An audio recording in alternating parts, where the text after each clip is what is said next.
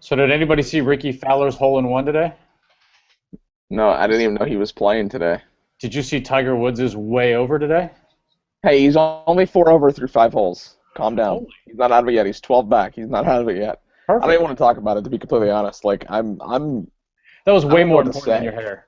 I would prefer Scott to give a 140 characters or less statement right now, Scott. Tweet what your comments are on Tiger's performance thus far today. Um, you don't even need 140 characters. He doesn't care. He doesn't care. Pathetic, awful. Yeah. All right. Don't Well, show up. But we're not. this is getting you in a bad mood before our guest is here. So let's get you in Yeah. a good mood. Yeah. Let's. Tiger can he even WD from his own tournament? I don't even know. Is that possible? Like, hey, here's my tournament, and I shot 143, so I'm going to WD. Anyway, let's not talk about Tiger. Well, we're going to talk about him later. But I am really pumped for today's guest because one, he comes from a Troon facility, and I was talking to Jason Mullins the other day and about getting some more involvement from folks at his club, and he was like, hey, well, let's get Randy on an episode of the Friday Foursome. And I was like, good idea. So guess who's on an episode of the Friday Foursome? Randy Syring. Randy, I am so pumped to have you here, but before we get to you, I got a couple of questions that I'm really excited to hear what your answers are. I haven't seen questions from Jason and from Scott, so I'll be curious what they have. And I guess Scott's got a little bit of a history with you and Salina Country Club, but Jason from Shop Junior Golf, Scott Merger from Golf Pipeline are with us today. Jason, you pretty much joined right before we went live, and I hope the interruption that you were talking about was the one that you just had, and we can stay focused on Randy. But Randy, welcome to the Friday Foursome. I'm glad to have you here. Thanks. I'm glad to be here. Looking forward to it. Awesome. Well, take a couple of minutes. Tell us who you are, what you do, and I, from what I understand, you have quite the history with Salina. So tell us about you and your connection to that country club. Well, pretty much all of my professional history is at Salina Country Club. I've been head professional director of golf here since 1988. I was an assistant professional before that here at Salina Country Club. Went to college next door at Marymount College, and so worked in the bag room here at Salina Country Club while I was in college. And I was really fortunate to be in the right place at the right time.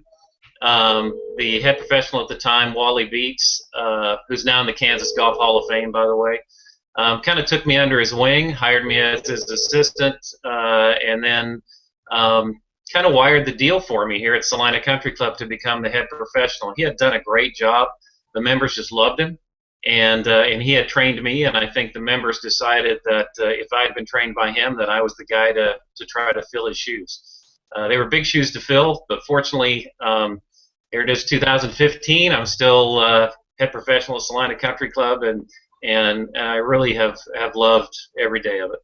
That is awesome. What a cool story. And Scott, you jump on a little early and you start talking to Randy about your connection. So tell us about your connection to Randy and Salina Country Club. That was crazy. I had no idea. Yeah, so I'm originally from Kansas City, now living in Chicago. But growing up there and making my bones in the golf world there in Kansas City, Salina Country Club is looked upon very reverently, and a lot of that has to do with Randy and his longevity and his position in the Midwest section. So when you talk about kind of the legends in the area, when you said, hey, we're going to be talking to the head pro at Salina Country Club, I knew it was Randy Syring, just because of mentors that I've had in this game and in this business have come out, or have connections to Randy and Salina. So if you're ever in the Kansas City area and you come across a golf professional, they know this guy, they know his club, they know his operation,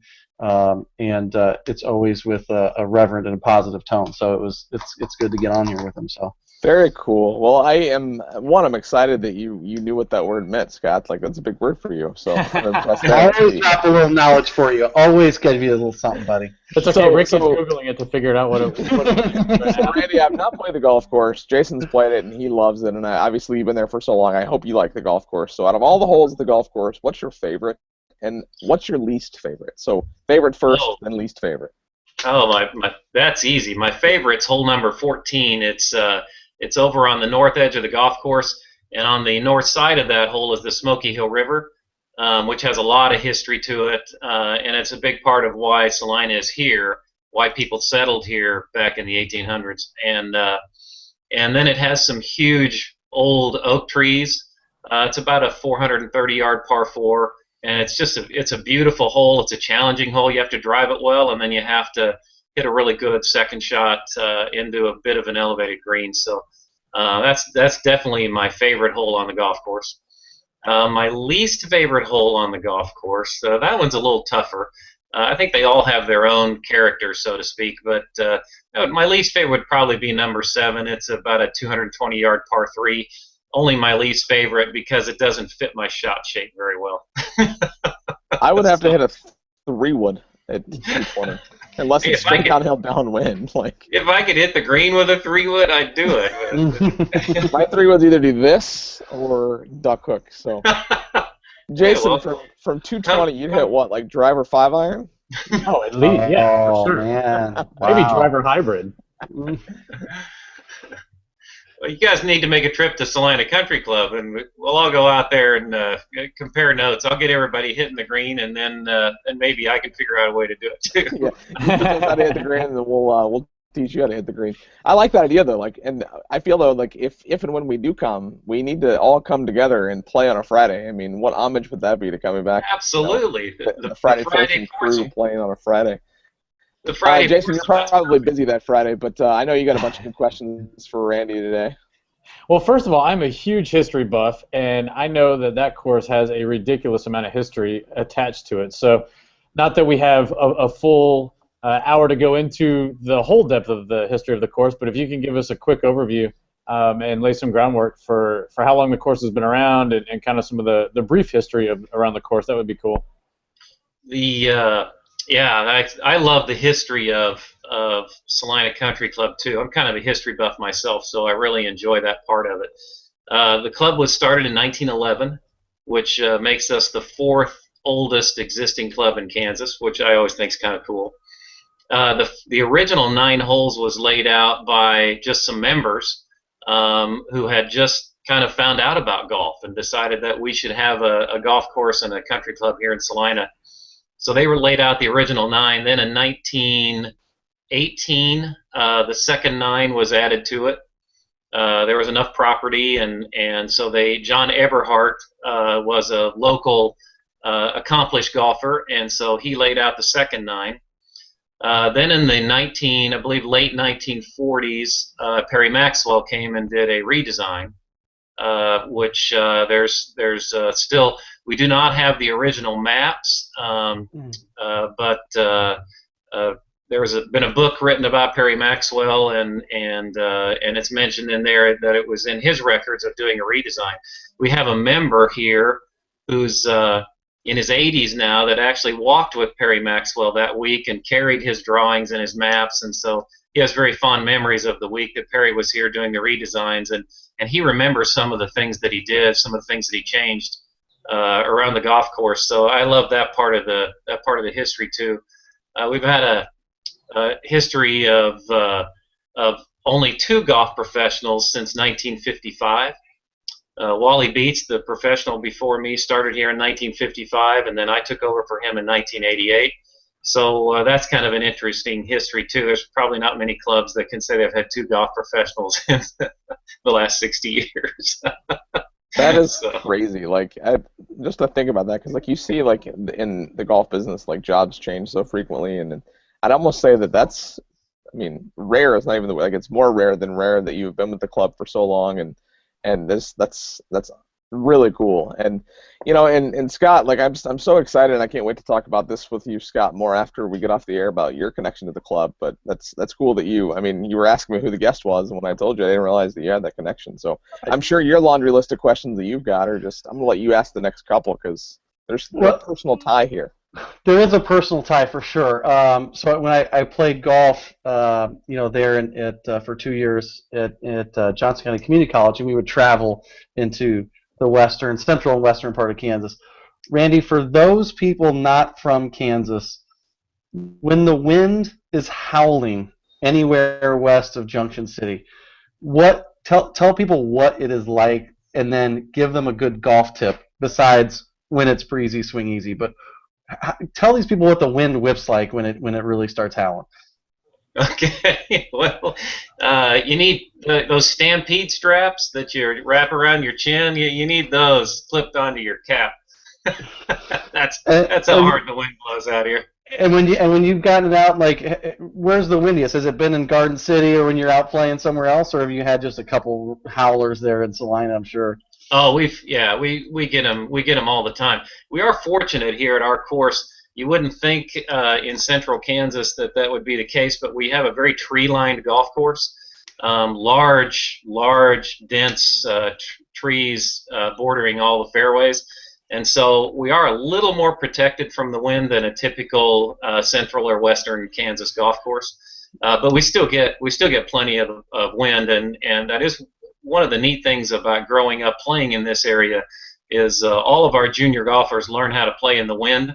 So when they go play in regional and national events, when a lot of the kids are complaining about the wind, they don't really think it's any big deal. So what, besides keeping it low, what's your average, what's your good tip for the average golfer to kind of manage the wind a little bit when they're facing something like that? Well, obviously, the ball a little more back in the stance. I generally think players tend to try to get a little too tricky when it's windy. They try to change too many things. They tend to take themselves out of their own natural motion and tend to kind of overcook it, so to speak, and do things that they don't normally do. For me, I mostly try to get my students to change their setup more than anything. Just ball a little more back in the stance and feel the spine tilt just a little more forward, hands just a little more forward. And if it's an extreme wind condition, then sure you have to get into kind of the Rick, you'll love this, the tiger stinger type feel where you feel like you're covering it with the upper body and holding off the face a little bit more. That's an extreme scenario, but I don't really recommend that. Even out here on many days, usually a well-struck golf shot will handle the wind just fine. Some players struggle a little more with it that have a tendency to get the ball up in the air a little higher than standard. But so mostly just change the setup a little bit and use your own golf swing. So I've got a personal question about my golf game, and anybody watching that has seen me play, and Scott, you're not one of them, by the way. We need to fix that. You can come back in December because apparently the summer is too hot for you. I've invited you.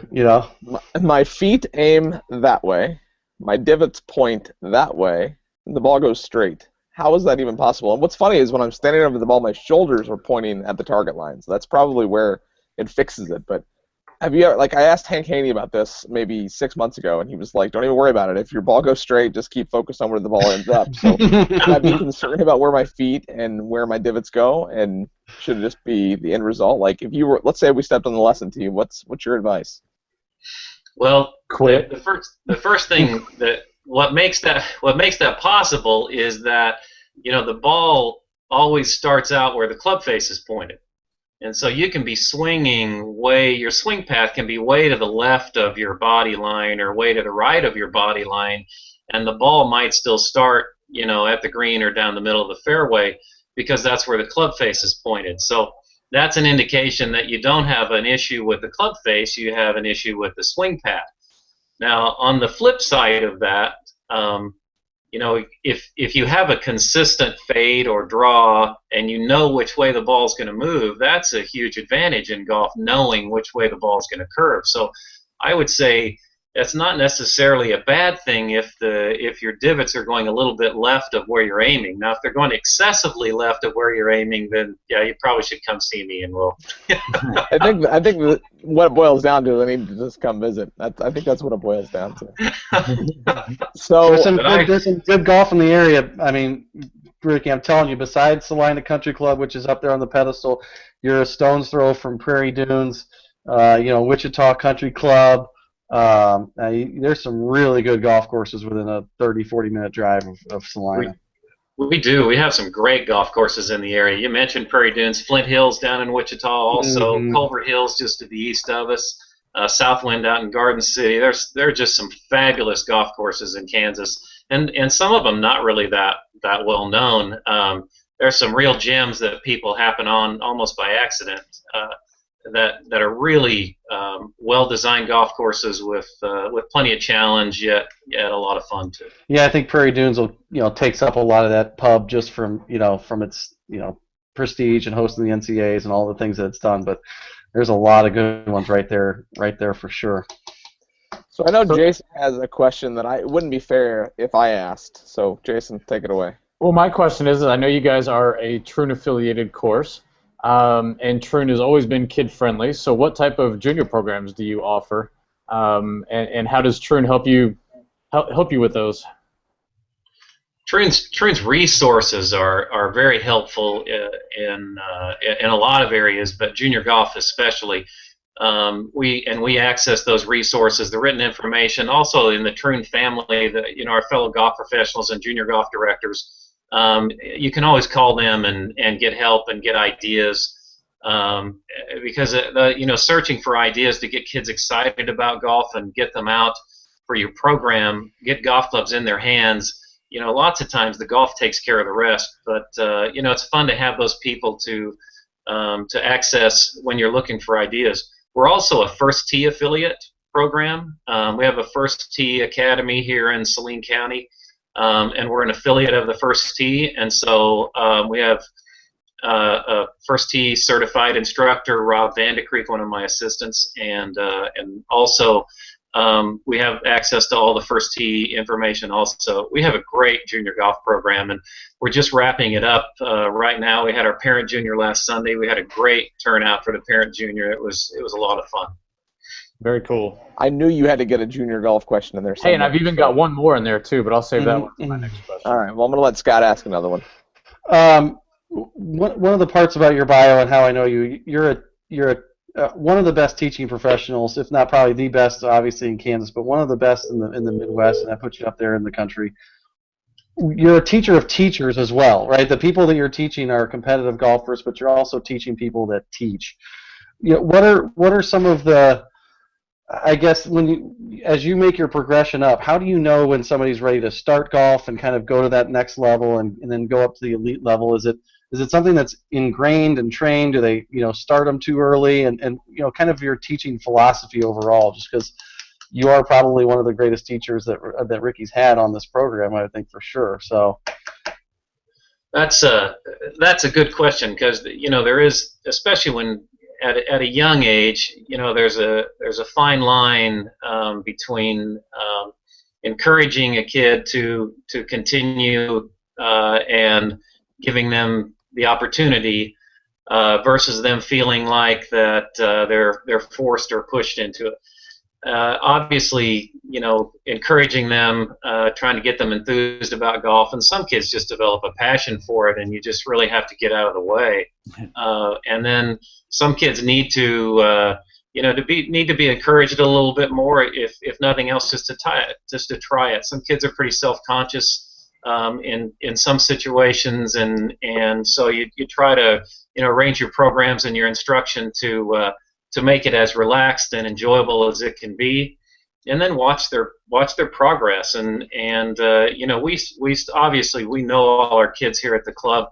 We kind of know what their goals are and whether they want to be a really good competitive golfer or whether they just want to go out and have fun with their friends. And either way is okay with us. But obviously it's fun to have those ones that really want to be competitive players. And we enjoy trying to help those kids, achieve their goals and dreams. As far as my teaching philosophy, I've been asked that question a lot, and my teaching philosophy is generally, I would call it flexibility. That I don't necessarily adhere or buy into one program, one technique, one swing model. I would say I'm probably much more known for taking a player's natural golf swing and making it work for them, making it work so that they can hit the shots they need to hit when they need to hit them. When you take somebody's natural motion and you change it, it literally takes thousands and thousands of reps to override the old habit, and then it takes many more trial and test situations to trust it and to get it so that it performs for you. And many players not only don't have that kind of patience, but they don't have that much time to in their career, or amateur or professional. So, and I have been lucky to work with a lot of good players and work with a lot of other teachers. And so, generally, you mentioned Hank Haney. I've been to a number of sessions with Hank. He's a brilliant teacher, and I always enjoy listening to him. But one of the things he talks about a lot is, it's really about the impact area and the path and the face, and being able to repeat that motion. And if a player can repeat their motion, generally speaking, we can make it work for them. Well, so one other question that I had, kind of going back to the junior stuff and talking about the progression, I know that you guys have a scholarship fund, and this is really the first time I've seen a course offer a scholarship fund. So just kind of curious if you could talk a little bit more about that and how it came about and what you guys do with it. That's a great question, and I'm excited to talk about that because it is something that we're very proud of. It's called the Wally Beats John Marino Scholarship. And Wally Beats, as I mentioned, was my mentor, was the professional here for 33 years. And John Marino was the general manager here for 35 years. And both John, our general manager, was a very good player in his own right. And so the club members and the management staff at that time got together and decided that a scholarship fund would be a neat thing to start for current or former employees of Salina Country Club. And so anybody that's in post-high school education that's been an employee at Salina Country Club either now or within the last 3 years can apply for this scholarship. It is primarily based on need, and so the kids that get these scholarships really need them. And so that's kind of a neat thing. Certainly there's other criteria that matter, academics and involvement in community activities and things like that. But it's a lot about need, and it's really neat to see the appreciation these kids have when they win these awards. And now the scholarship has built up significantly. We peel off a little bit out of most of our club tournaments and donate to the scholarship fund. Members donate to the scholarship fund individually throughout the year. And anyway, it's been very exciting to see that develop, and it's always not only much needed but much appreciated by the kids that receive them every year. Well, that's awesome, and prompt to you guys for recognizing that and doing something with it. That's very cool. Thank you. So over the years, you have won a ton of awards and been recommended and nominated for all kinds of stuff. So out of all of the awards that you've won over the years, does any one of those awards mean more to you than the next? And just as a golf professional, what does it mean to have your peers and people nominate you for all of these different awards that you've won over the years?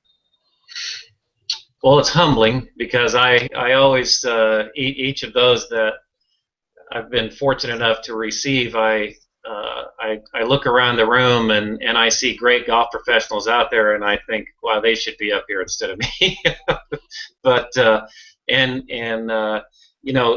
Scott mentioned a couple of them before. Randy and Pat are both great golf professionals and award winners themselves. The one that means the most to me is certainly the Teacher of the Year awards that I've received in the Midwest section, because there's some great teachers in the Midwest section, ones that I've patterned a lot of my teaching after and have learned a lot from, and really teaching is my passion. I love to help people with their golf games. I get a big kick out of seeing people improve and seeing how much they enjoy hitting a good golf shot and fixing a slice or even getting the ball up in the air for the first time. I get a big kick out of that. And working with good players is fun too, but I get just as much enjoyment out of helping a 30 handicapper get down to a 20 handicap. So that is awesome. Well, congratulations on all the awards that you have and I know will win in your future before you leave Salina Country Club. So, so I didn't say this before we got started, but it was gonna go fast, and it did. We've only got a few minutes left. So, Scott, make your last one a good one. Oh God, I've got like 5, but I'll just okay. So sorry, you know me. I talk a lot. So all right. So as a former president of the Midwest section, you're plugged in obviously with what's going on the PGA side, and as you've seen that association maybe from a 10,000 foot level, what do you think the PGA is doing well that they're not getting enough credit for, not getting enough publicity for? And on the flip side of that, from an organizational standpoint, what do you think they're doing that needs some improvement? I think what we do well is what we do best on an individual basis. I think PGA golf professionals are some of the most dedicated people in sports, and are out there in the trenches every day trying to grow the game, trying to bring people to golf. It's a huge part of what we do every day to make people want to come to the golf course, and when they get there, glad they came, and help them to have a good experience, not only on the golf course, but everywhere around the golf course, in the clubhouse, in the grill, anywhere that we can help enhance their enjoyment of the golf facility. So, I think that's really what we do best, is on an individual basis. Every PGA professional is trying to grow the game and bring kids to the game and bring people to the game that have never tried it or have drifted away from it. The PGA as an organization, obviously big sports any big organization, but big sports organizations tend to move slowly, and we were slow to react to when the game growth leveled off and then started going the other direction. But I think we have now started some programs. The Tee It Forward program, I think, is one of the best things to come along in a long time. Just at our parent junior the other day, we had tees set up all over the place, and you should have seen the smiles on their faces when they got out there and saw where some of them were teeing off from. It made for a really fun afternoon. So I think there are some programs being developed that are certainly we were all a little late to react, but I think we've learned from that. The snag golf programs in the schools, I think, are going to be helpful, and so from an overall standpoint, I think we're finally getting up to speed on trying to grow the game and bring people back to it who have drifted away from it. Awesome. That's an awesome answer, and I'm glad you said snag, because snag is like, as an adult, snag is fun. I'm sorry, but there is nothing better than watching somebody dress up in one of those Target suits and just start to rip balls at them. I mean, that's so much fun. It is a lot of fun, and the kids love it. Yeah. Do you get in those suits? I was going to say, do you get in those suits, Randy, and have the kids swing at you, or is that an assistant pro job? I drag the suit out of the storage room and then make one of my assistants get in it. Of the perils of being an assistant professional. Jason, final question from you, and then we'll get to the back nine. My favorite. I am ready for the back nine. Just one final statement, I guess. The course that we played at the other day had foot golf, and that was the first time I had seen a foot golf hole. So that was kind of interesting. All the kids were asking what foot golf was, so it was kind of funny. Foot golf is like cool. Have you guys experimented with it at all at Salina? That's funny you should ask. The day before the parent junior on Saturday, we had an event called Get the Golf Out of Here, and it was actually Jason Mullen, who we talked about earlier, was actually his idea, and we had soccer golf, frisbee golf, putting with hockey sticks, oh my gosh, Nerf football golf, and it was a lot of fun. We had a huge turnout for it. And it was a family event. Everybody brought their whole family out, and it was really a lot of fun. So it's funny that you should ask that. It was our first venture into anything like that, and we're definitely going to have more of them, because we saw people out on the golf course that night that we had never seen on the golf course before. Very cool. Awesome. That's what it's all about. And do me a favor, tell Jason when you see him to get back to work. None of this Nerf calls. Tell him to get back to work. So the back nine is 9 just random golf-related questions, but we're going to a little bit more fun. Not as serious as the previous questions about growing the game and winning awards. This is where you can kind of just let loose and have a little bit of fun. So are you ready for the back nine? Absolutely. All right. Well, it is a golf question, but what golf ball are you currently playing? Titleist Pro V. The 1X or just the regular Pro V one? Just the regular Pro V. Yeah, I like spin. See, I'm the same way. I cannot get the X to spin not even in the same league. I am going to come see you now. You play the same golf ball as me. So, what is your favorite PGA Tour major? PGA Tour what? Major championship. Oh, well, I'm very prejudiced. Obviously, I think it's the PGA Championship because I think it's the toughest field in golf. I feel like that we should go back and look, Jason, at like all the previous answers and do like a survey that like 94% say that the Masters is their favorite, and then all the teaching pros say that the PGA Championship is their favorite. So this is like a hot topic, and I do this, but do you listen to music on the golf course? No, I do not personally. I have no problem with it, but I do not personally know. All right, that's a good answer. I like that. Have you ever had an ace? And I'm sure you've had probably like 6 of them. I've had 7. Sorry. 7. Close. When was your last one? That's crazy. 7. My last one was about 3 years ago out here at Salina Country Club. That is awesome. What is your favorite golf movie? Golf movie? Oh, Caddyshack. It seems to be a popular answer. That's another one we should go back and get like stats on. Yeah. That'd be fun. You know what would even be? I'm thinking, idea guy here today. We should do like a 30-minute of just the back 9. Yeah. You don't do editing. You don't do editing. You've already said it. You know. We should do the best of. I'll get Brad. It's like the same question over the phone. Who is your favorite LPGA Tour player? That's not a question that a lot of people can easily get. So, who's your favorite LPGA Tour player? She's actually a retired player now. Val Skinner was my favorite LPGA Tour player, and partially because I got to know her a little bit. She helped out for several years with a charity event we had here in Salina, and just a really good person and a great striker of the golf ball. Really was always a pleasure to watch her swing a golf club. So I don't know if I want you to answer this, and I know that there are some people watching that want me to stop asking this question, but it gets less relevant every time you ask it. I should just start asking whether or not belly putters should be illegal or not, just to fit like Mo, you know. I'm going to add that next week. So, do you think Tiger breaks Jack's record? Why or why not? No. I don't. If you would have asked me a year ago, I think I probably would have had a different answer. But at this point, I think the mountain's going to be too steep to climb.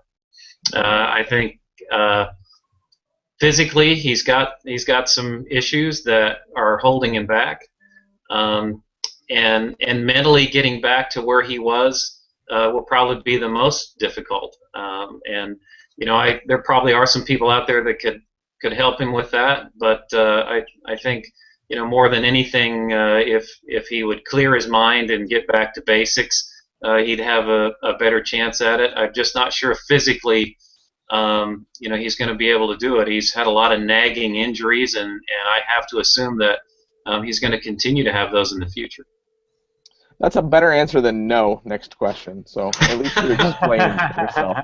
And your final question of your Friday Foursome, what's next? And don't say lunch because it's a little later than noon there. But what's next for you and your career? Well, this is a boring answer, but I hope more of the same, because I love coming to work every day. I love what I do. I love teaching the game.